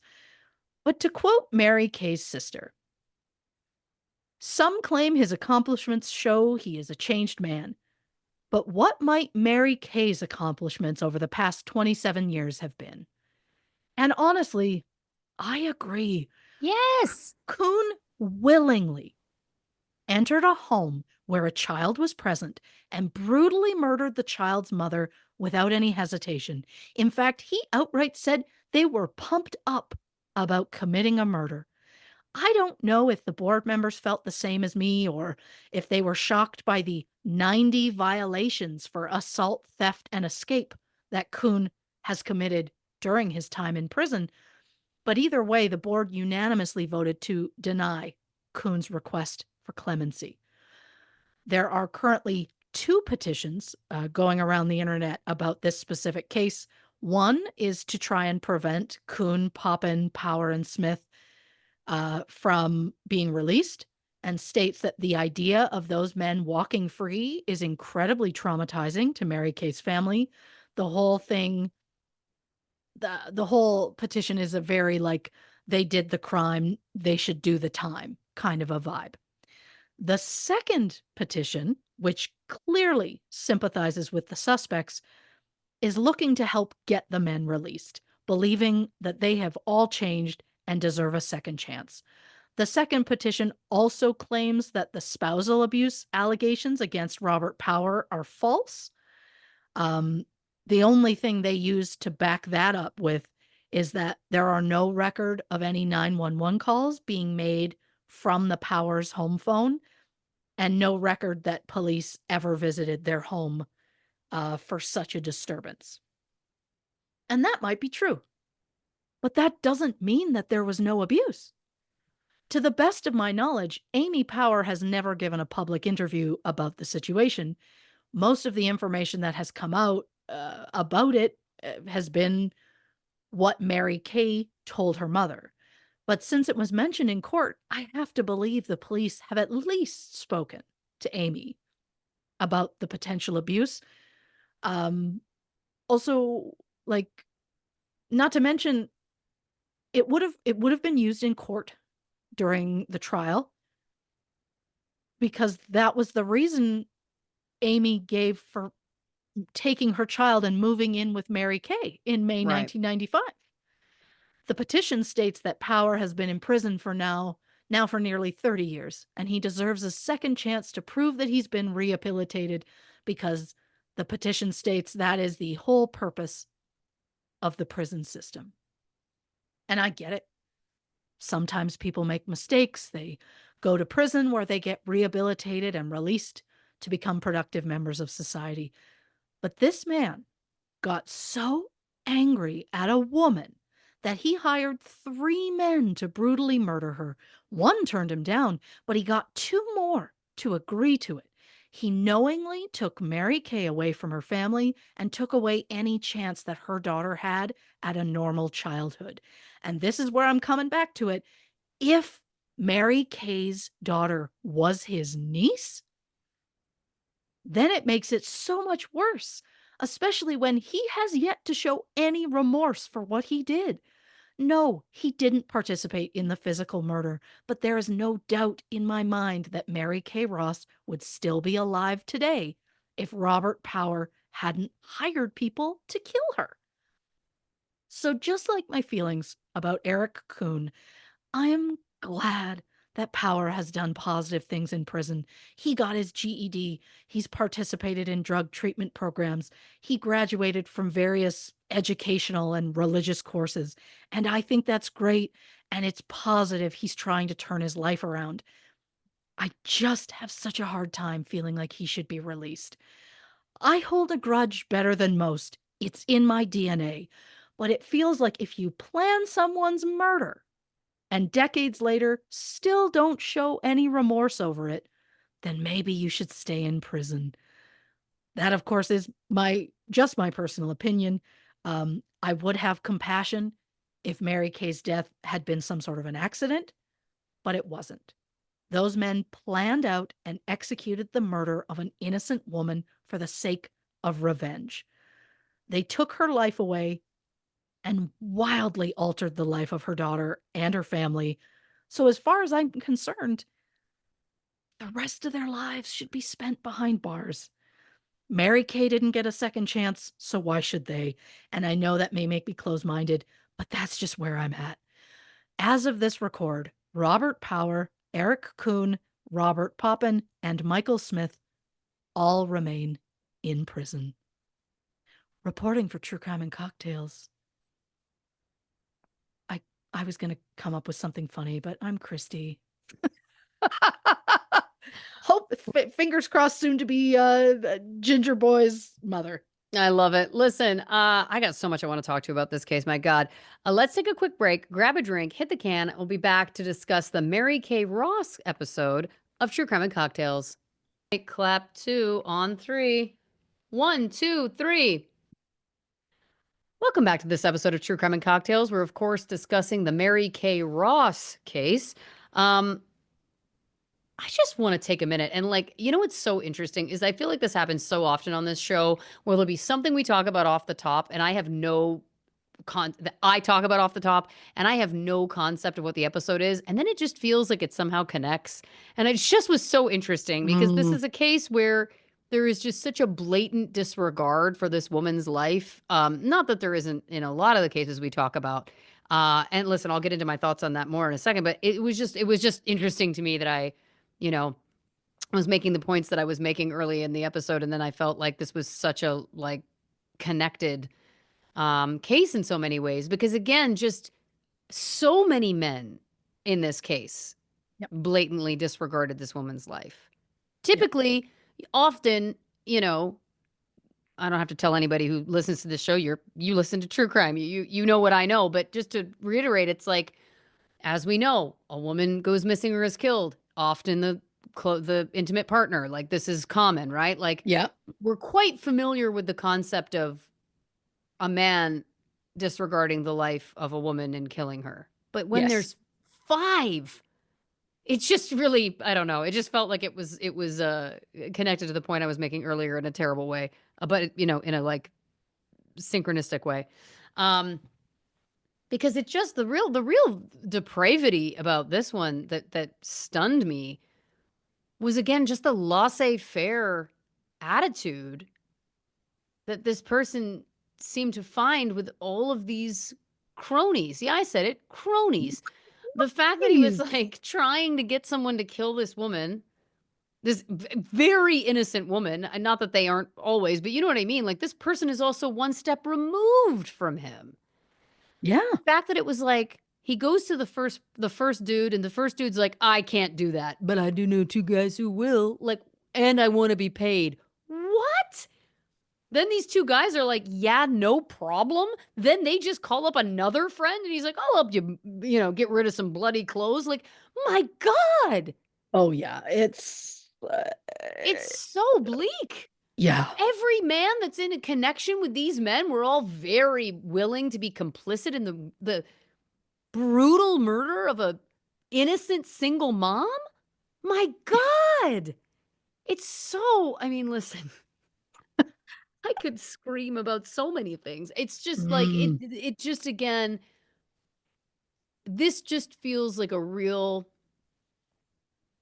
it's hard to compare. They're all horror shows. I'm not trying to compare the depravity of one murder to another. They're all depraved, but it just was like overwhelming that to me that there was so many people involved and so willingly, seemingly, unless there's something we don't know, but it feels like everybody was involved voluntarily. And then the fact also that we hear, um, I believe it was from Kuhn, that it was like, oh, at first it felt weird stabbing her, but then I kind of started to enjoy it. Like, oh my God. Oh Yeah. my Oh, yeah. God. That's not something that, you know, you should probably say out loud. I've gotten on a side of TikTok, spoiler alert, if anybody is unclear about how I'm feeling these days. I'm on a real heavy feminist side of TikTok, which I could not be happier about. But Sure. one of the videos I was watching, and trust me, this connects back to this whole thing. One of the videos I was watching, a friend sent it to me actually, who's also on the same side of TikTok with me. It was, and I'm wildly badly paraphrasing, but just go with me, was talking about the concept that men truly and inherently don't view women as being people. Mm. And that this is to varying degrees depending on the man, but that because I mean, listen, we're seeing signs on college campuses saying women are property, and Mm. that was a real concept for generations, for centuries, prior to the again, white women got the vote in the United States in 1920, black women got the vote in the United States in 1965. Prior to Mm. that, you know, that's what we're looking at. And so there's this inherent patriarchy that still exists within even, I would, the point that this video is trying to make is even the good ones, quote unquote, right? Like we all have Sure. this. Women do too. All people have this inherent patriarchy and belief in um these subconscious concepts. And so the whole point that this person was trying to make was that quite often when people go through a really hard breakup, for example, where a man is like really discarded a woman and they're so confused. It's like this person said he loved me. Like, how could he do this? The whole point is like, right, but he's not thinking of your feelings Mm. because he doesn't really view you as a full person. He views you as something that he can get something from, that can bring something to his life, that can make him feel happy and loved. But then at the end of the day, when it comes time for them to really consider, oh, this woman, I could be hurting her in some way. This theory that this person is presenting, which I can understand the concept, is saying that it's like it's a hard concept for most men to wrap their heads around. Now, of Mm. course, we're talking cis hetero terms, obviously. Um, but also, again, I just thought it was an interesting point to bring up because it, to me, connects so deeply to this, where none of these men viewed this woman as a human. I don't think you can No. view someone as a human and then treat that person that way. No. Make that kind of plan, carry out that kind of plan, speak about it so glibly, like, oh, yeah, then I started to like it. Like, you fucking ghoul. You ghoul. If Yeah. you were able to connect to any feelings of empathy, and again, I think that we see so often in this true crime space. We see so often the disregard of women, these horrific acts of violence and anger taken out on women. Um, it's no, obviously our victims are not only women. I'm not saying that. I'm just speaking to this section of the genre. It just feels like it's such a commonality, and that concept of you really don't view these people really don't view women as people. No. They don't. And obviously, there's also some of these perpetrators that don't view other men as people or other people in general as people. I'm not, but I'm sticking to this as a theme in this simply because again, it connected to what I was talking to in the beginning of this episode, and because I think it is worth pointing out. This case didn't this isn't the 1800s. This is the Correct. 1990s. Yeah. Right? So Yeah. again, this isn't a time where, the viewpoints and whatnot were prevalent and talked about in the norm. This is also a time where we felt like we had been through progress. Yeah. And again, what a horror show. Um, I think it's very interesting that Amy could have been Mary Kay's baby's aunt. Yeah. And to your point, it's interesting that there wasn't a lot of conversation you could find about that because you're right. If that was the case, that puts this thing in a whole new that's a whole new situation. Right? Yeah. Yeah. Yeah. I don't again, I didn't even want to bring it up, but I was like, well, but if that's true, it changes things. It does. It would have to. Yeah. Because then even if it was through, you know, there's still blood there. Yeah. If Amy's brother was the father of Mary Kay's child, then that means, again, we're speculating, but that means that Amy and the child would be a blood relative. Yeah. So at the very least, that would imply it's just another layer. Like that's just another level to all of this. Because one thing that I wrote down, I'm skipping around for a second here, but one thing I wrote down in my notes at one point was like, is this enough motive? I was like, what is the real motive here? Okay, so Robert Power is upset that Amy decided to leave him. Yes. Quite often, I would say, we hear of those kinds of situations and then that perpetrator goes after the woman who left, right? Sure. That's something we hear in this space so often. What is breaking down for me is why did he go after Mary Kay? If it was because he really believed that she'd smoked marijuana in front of the child once, like that doesn't really hold a lot of water, especially when this man, again, was offering 2 pounds of methamphetamines as payment for this murder. That Yeah. suggests to me that this is somebody that probably has at least a connection to the drug world, in which case it would shock me that that would be enough to warrant a brutal murder. I mean, Yeah. even in the mind of a deranged person, that just doesn't feel like enough. So then, okay, well, what is it then? She opened her home to Amy and Amy's child. So then it's like, that's how I get back at Amy. But then he protected Amy because he was like, it has to be when she's Yeah. not home. What's that about? Is he trying to do this to scare her, but he doesn't actually want her involved? Because again, for someone to make these kind like to seek out a hitman, essentially, Yeah. a contract killer, typically they've got a lot of anger, resentment, or feeling, however you want to label it, towards the person they're trying to get back at. So if he was really trying to True. get back at Amy, why wasn't it, well, why don't you kill Mary Kay in front of her? Really scare her. So yeah, I'm just throwing things out here because I'm like, I just don't understand like what it was like. So that Amy finds out that her roommate was murdered when she wasn't home, the woman who had taken her and her child in when she was kind of fleeing an abusive relationship, and then it's like, "Got you." Like, that's just such a bizarre this is Yeah. just very atypical to what I would say we typically ever hear in these cases, Yeah. right? Oh, yeah. It's a strange. I mean, I'm not saying, obviously, we're not saying he should have gone after Amy. No, But no. it's such an interesting thing to be like, my wife has left me, and then choosing to blame the person who gave the wife shelter, and then Right. being like, I'm gonna have them attacked, but I have to make sure that my wife's not home. Yeah, we just don't again, like, we see so much in the world of domestic violence and all of those things, like, very tragically, it wouldn't be shocking if this person went after his wife because she left him. Again, that's from the domestic perpetrators violence perpetrators handbook. Like typical, like we see that.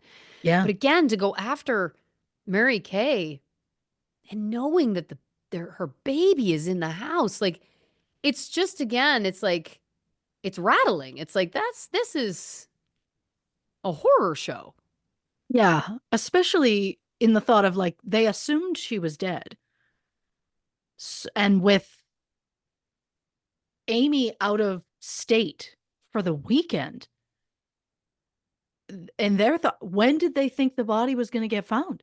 They thought she was dead, and they're like, great, no one's going to know for days. And I believe that Mary Kay's parents were out of town. I believe they were still in Colorado.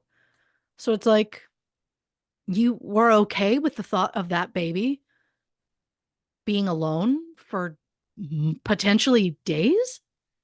Once again, almost as though they didn't view that female child as a person, There it is. right? Yeah. I mean, that child could have died, Oh, yeah. depending on how long it had gone, depending on how long it was before anyone came in to check or find that body. I mean, she could have dehydrated. She was a Oh, baby. Like, that's 100%. fucking unbelievable. Yeah. There's so many layers to this that are confounding to me. The fact that Power let them use his car to do the supply run and to go to the murder, so you're Yeah. not even trying to hide yourself. Why don't you just do it Yeah. yourself then? You're implicating Yeah. yourself by giving them the use of your vehicle. Yep. Why on earth would you want to risk your vehicle being seen at a place where people are buying potentially suspicious items and then also at the scene of the crime? Yep. Either that's incredibly sloppy or incredibly narcissistic, really believing Oh, that you're sure. smarter and above the law. And either way, I'll say it, fucking stupid. That's dumb. There's so many moves in this whole thing that are so dumb. From what we're talking about, it's like, again, well, it'd be weird to buy all those items together. Yeah, why are you buying gloves and knives at the same time at the same store? That does feel like a really dumb move. Why are you just throwing out your bloody clothes in a random dumpster and also letting another person in on this story? Again, no surprise to anybody who listens to true crime, watches true crime. The more people you bring in on the secret, the Yep. much larger the chance there's going to be that you're going to get caught. But Yeah. then the second that they get caught, they're like, "It was us." Oh, it's It just yeah. feels so brazen. Like it was like, were you even trying to hide this? I mean, they did say they were hoping that it would make people fear them and that they Right. wanted power. So it's Right. like, what was it only, were they only going to get that fear and power if it was publicly known that they were the people that did it? And then in their minds, they were like, well, there's no way we're going to get, like, we'll do a few years and then we'll get out. Right. And then it was like, they didn't. Like, they're still there. But to your point, I want to know, when did Kraft first come in? Yeah. Like, was it after the murder and Smith was like, oh, hey, bud, how's it going? You think you've got it hard. I've got this guy who committed a murder, still got his fucking clothes. And Kraft comes in and goes, I can help you, man. Use my dumpster. Actually, wait, let's do it together. Like, why was he even there? What? I just, again, we're not giving tips, but like, did you need somebody else? To how much clothing did you throw out? Like, did you Burn just go, it. we should be safe and Burn get rid it. of his entire wardrobe just in case? Great Like, question. and it's like, what, you just wanted his dumpster? Go to go to any dumpster. Go somewhere and burn it. Again, like just dropping clothes covered in blood from a murder. Yeah. Oh, I'll just drop them in a random dumpster, and good news, I'll let someone know they're there. What are we thinking, guys? What are we doing? Now, Yeah. granted, these guys are all very young, which also should be Yes. noted because it makes this also even more chilling. That again, these young men who are between the ages of 18 and 22, from my quick glance at my notes here, are all embroiled in this horrific murder? Yeah. My God. Oh, it's just everything gets worse and worse about it. It really does. It really, really does. The fact also that, yeah, it feels like Power had absolutely no intention of paying them. To your point, him and his wife were buying a business at the same time. He wasn't going to have 20 plus K lying around. How? Yeah. I go so far as to say most people wouldn't. 100%. Like, 100%. because I know if someone was like, hey, you got 20 grand? No. In debt? Yeah, to multiple degrees. But like, I don't think I could get 20 grand just out of nowhere. And so it's like, Well, I assume he never planned on it. that's what yeah. But then what was that plan? This is Because again, if they murdered somebody already and then you promise the money and you string them along long enough, what makes you think they're not going to turn on you? also they can easily frame you. You were in their car, they were in your car. Yeah.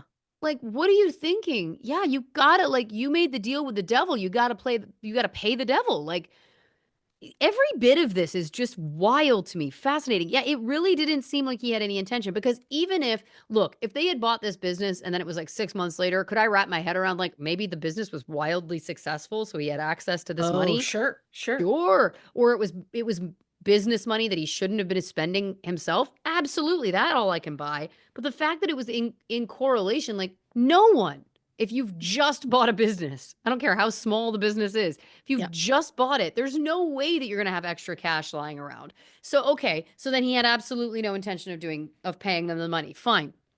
So maybe his plan all along was like, I'll offer them the drugs, hope they take that part of the offer. And if they don't, I'll just have to coerce them into taking the drugs as payment, right? Like maybe Yeah. that was part of it. But again, the fact that they were trying to chase him down from July 9th to July 31st every day asking to be paid, and he wasn't coming up with as far as we know either of it. Yeah. Yeah, it really feels like it was like, who can I just get to do this horrific crime for me and then I'll move on? Like, Yeah. and how did he manage? And this is one of the questions that like will haunt me. How did he manage to find two guys that he didn't even know personally? He was introduced through somebody else, right? Yes. How did he manage to find two guys that would be like, "Fuck yeah, let's go. Let's get knives. Let's go. Let's murder this person. When the knives break during the crime, let's go find more and keep on going. Let's and we're going to like it." How do you stumble upon two late teenagers, Yeah. early 20s, and they just so happen to be stone cold killers? Like, what the fuck? Oh, I mean, there was a part of me that was slightly insulted on Smith's behalf that power initially went to him, most likely because he'd just gotten out of prison. Oh, And interesting. so it was like, hey, like what's missing is the conversation where he's like, hey, bud, you've done time. So you're probably willing to murder. And it's like, that's not necessarily true. Because it's No, like, not at all. why? First of all, you must trust this man so much to even say out loud, I want that woman dead. And then Right. to add the layer of, hey, remember that woman I was talking about? I can't do it myself. I don't know if it was a can't or a won't. I don't know the specifics. He just wouldn't do it. So would you do it? Which feels to me like he was saying, because you've been in prison. Right. So you'll be willing to do this, which is a wild thing to even consider. Uh, and then for him to go, yeah, yeah, that's not my thing. I can find you some people though. And he went as far as his fucking front door and just got his roommates. And they were like, yeah, yeah, we could do it. And my thing is, were they more like, yes, we'd rather have the meth, or we want the money, or I I don't even know. Would either of them even know what 2 pounds of meth looked like? Great question. I wouldn't. No. If they were like, with how much meth is this? I'd be like, I have honestly no idea. Give me a scale. What are you talking about?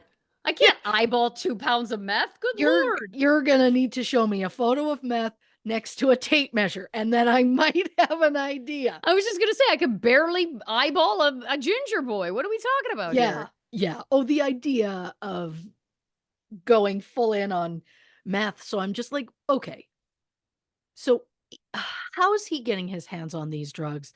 Did he even attempt to? Would they know how much it is? What's 2 pounds of meth go for? I don't even have a clue. No I didn't idea. want to Google it because I don't want Google thinking No. I can't put that in there. Um, but it's just like, again, nothing will throw me as much as one of the guys being like, we hounded him for weeks every day about getting our money. And police were like, why on earth did you think he was going to pay you? And they were like, he seemed nice enough. Well, isn't that interesting I, too? They trusted the man. it's like, Listen, what? I'm sorry, folks. Ugh. Guess what? We're gonna be Ash is in like full on feminist mode for the rest of this episode. Yep. So Yep. sorry if you're not interested. We don't have a choice. This is the world we're in. But isn't that interesting? They were like, "That's weird. He seemed nice. We trusted him." That's wild. Yeah. You trusted the man that was like, that woman, I just don't like her. Yeah. Well, that they I've just, understood.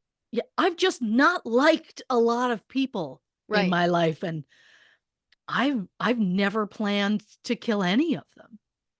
Right. I This is the mean, one. I don't I even mean, know who I could ask because I don't have access to 20 grand or meth, even 2 pounds of meth.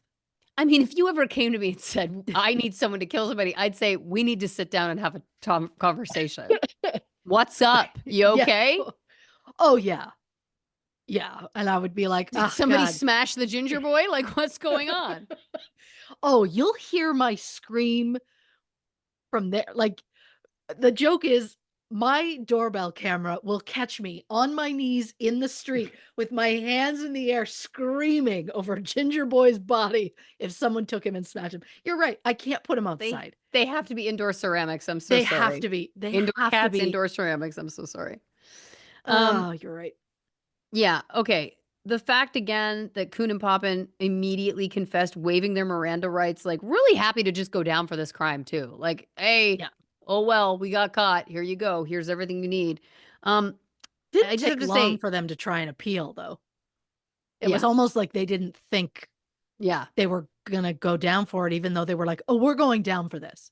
right. It's like, but yeah, oh, Again, an interrogation that's just over an hour and a half. We've heard so many things about like 26-hour, 40-hour yes. interrogations, like the ones Yeah. that break people, that make them give false confessions. This is a real phenomenon. The fact that anyone would complain about, like, we were in there for 90 minutes. It's like, that's nothing. Yeah. That's nothing. Yeah. Um, the first interview was only 27 minutes. My God. Okay. The fact, I just have to say that every year these two, I'm gonna say it, I've said it before, ghouls. These Thank you. ghouls can apply for clemency every year, and then it requires Mary Kay's family to do another letter writing campaign Yep. every year. Yep. That's not letting someone rest in peace. That's my God, that Yeah. poor family. The fact that her child is grown, and I believe you referenced had her own Has children, children of her own. right? And they're still every year. Listen, I understand having a system in which people who are doing life sentences in prison should be able to try and speak their case and talk about rehabilitation and all of the above. But does it have to be every year? Can't you do every Oh, 5? Do we have to put a family through this every single year? The family of a very, very innocent victim? Good God. That feels like a little too much. Again, this isn't oh, one yeah. of those, to your point, this wasn't like a accident, self-defense. Um, a lot of different scenarios where it's like, well, you would want those people to have access to these kinds of resources. These are Yes. two men that were like, yeah, we killed her kind of for no reason. Didn't get the money up front and kind of liked it. Really wanted people to be scared of us. We really wanted the power that came along with it. So she was just a pawn in allowing us to explore our, you know, experience as murderers. Yeah. Rotten hell. Oh, Rot behind those bars. a Bye. hundred I'm percent. cool. I'm cool with them never getting out. Personally really cool with it. Right? Yeah. And I get that that the people they were when they were like, ooh, actually, when we were stabbing her, we actually think we liked it. I understand that who they were then is not who they are now, but I just can't believe that they haven't already like circled to the point of, wow, that was awful. And I denied her any chance at, living the past, 30 years. So why do I deserve to be out there living my life like nothing ever happened? Right. So it's like, so maybe take a seat, you know? Maybe yeah, because there's lots of people, by the way. Look, I'll name drop it. The Menendez brothers, very in the news currently. That is Oh, a sure. case where, again, there is obviously lots of new evidence that's come out proving the horrific abuse that those boys went through, because a big thing when that case was being tried was that people didn't believe that they were abused. Now we're Right. learning that was the case. I should also add, Eric Menendez was so sick with the guilt and shame of what they had done. He went and talked to his therapist and was like, I can't live with myself. I can't do this. Right. Right? Like, such an amount of remorse virtually immediately. Um, those men have done much more time. I know that these guys, it's been what, like 27 years, I think, in this case. But the Menendez brothers, well over 30 years. Again, completely model inmates in prison for over Sure. 30 years. I want to remind you that you referenced these clowns, these fucking ghouls having like 90 infractions or something of One of them in particular. Yeah. right, in prison, like not being great. Again, talked about liking the murder. Like, these are two cases to me where you look at them side by side and you go, well, yes, there's a lot of talk, obviously, about the Menendez brothers having their sentences commuted at this point. And I think that a lot of people, and I'll say it, myself included, I'm like, I do feel like there's something to that. These men already had felonies, said that they liked murdering, and have not been,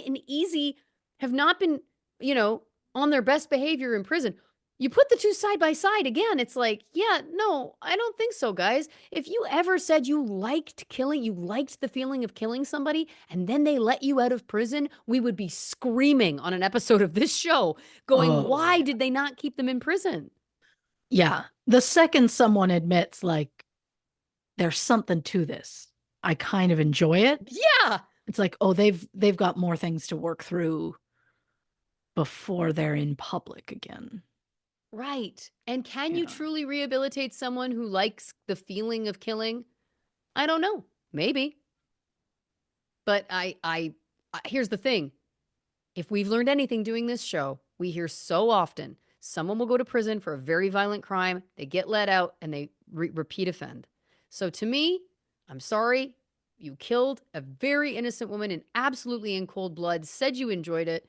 Um, yeah, I'm really cool. And again, have not been model inmates while you're during your time in prison. I'm really cool with you filling out just doing that whole life sentence. I think that's really fair. And I think that there's other cases, again, like I'm referring to Menendez brothers, where I think there's a lot more nuance and a lot more gray area. But for me, this one, I don't see a lot of gray area. Period. Right? Yeah. Yeah. Oh, I'm a stubborn person. And it's just I was immediately like, well, you got a life sentence. So again, if it was an accident, if it was like there are so many layers of like, if this, then maybe I could see um release, but to outright be like, there was something fun about it. It's like, oh no, We really wanted the no. power. Yeah. We And really wanted to yeah. be feared. And Okay. I get that they were young, but like, oh my God. But again, there's a difference between I'm just using the Menendez brothers because it was the first one that came to mind, who were very young when they committed that crime. And they committed a crime, Right. which again, they've both talked about at great length, deeply regretting that it was like feeling like they had no other choice, really regretting it, etc. Um, again, have gone on to like I said, be model inmates of there's never been an issue. Uh, they've never spoken about liking the crime or wanting to commit any other crimes. They didn't commit any other crimes. These guys also had records. These are like 19, 20-year-old Yeah. guys who've committed felonies already. Let's also not forget Mhm. that, right? Where it's like, True. it isn't like this is the first time squeaky and again, there's a difference between some form of self-defense, living in like years of abuse, and sneaking into a woman's home, stabbing her in her bed, breaking the knives, getting new knives, and coming back and then leaving her to die while her 13-month-old daughter is a room over. It's for that one, black and white. For me, black and white. Yeah. Yeah. I don't even know how I'd feel if it was a case of like they went in, stabbed a few times, the knives broke, and then they left because they were like, well, that didn't work out. I don't know how different I would feel if that was the case, but it's also that they were like, well, we need another weapon. Yeah. And I can't imagine. I just can't imagine being like, wow, okay. Well, I can't imagine stabbing somebody, but then to be like, oh, well, I should go find something else. Yeah. Like, mm, Well, listen, Christy Oxborrow, what a wild case. Thank you so much for yeah. your work, for sharing this with us, for telling Mary Kay's story. A true horror show, but again, hopefully a cautionary tale. And yeah, my God, what a wild one. 12 out of 10, fantastic work. Oh, it's an honor.